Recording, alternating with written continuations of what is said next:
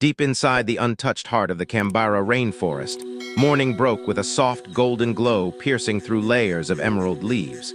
The forest exhaled a misty breath, and its creatures stirred with the rising sun. Among them was Leora, a young ocelot with amber eyes filled with a restless curiosity that often led her into places far beyond her mother's comfort. Leora loved the thrill of wandering through vines, climbing moss-covered branches, and discovering secrets hidden in the dense green maze. But she had never stepped beyond the Whispering Ravine, a place said to divide the peaceful inner forest from the unpredictable wilds. That morning, driven by the strange echo she had heard the night before, a deep rumble that shook the trees, Leora moved quietly through the undergrowth, ears twitching. The rumble came again, faint but unmistakable, like the growl of something ancient awakening. She felt the vibration beneath her paws. Whatever it wasn't normal. She had to know more. As she crept closer to the ravine edge, she noticed unusual movement in the canopy. A flock of scarlet macaws flew overhead, screeching in alarm. A herd of capybaras rushed past her, crashing through the bushes in a frantic escape. Even the usual chorus of insects had fallen silent. Leora's heartbeat quickened as she climbed onto a fallen log to get a better view. From across the ravine, she saw plumes of dust rising, and through the haze emerged a shadow, massive, slow, and deliberate. Before she could make sense of it, an old voice behind her whispered, "You're seeing it too." Leora turned to find Taven, the wise old tapir who had lived longer than any creature she knew. Though gentle, his presence carried the weight of countless stories. "What is that?" Leora asked, unable to hide the tremor in her voice. Taven's gaze stayed fixed on the distant shadow. "The ironback, a creature from the forgotten side of the forest. It hasn't crossed toward our lands in generations." Leora swallowed. "Is it dangerous?" "It can be," Taven said softly, "but danger isn't all it brings. Sometimes it appears when the forest is about to change." A sudden crash echoed from across the ravine.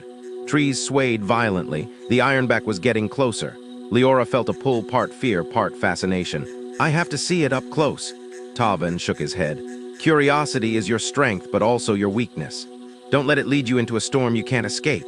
But Leora was already slipping away, her paws soundless on the forest floor. Taven sighed and followed slowly, knowing he couldn't stop her but hoping to keep her safe. She found a natural stone bridge that crossed the ravine, narrow but stable. As she stepped onto it, the rumble grew stronger, making dust dance around her. On the other side, the air felt different, drier, heavier, filled with the scent of something unknown. She crouched low, moving with slow precision until she reached a slope overlooking a clearing. What she saw there stole her breath. The ironback wasn't a beast at all.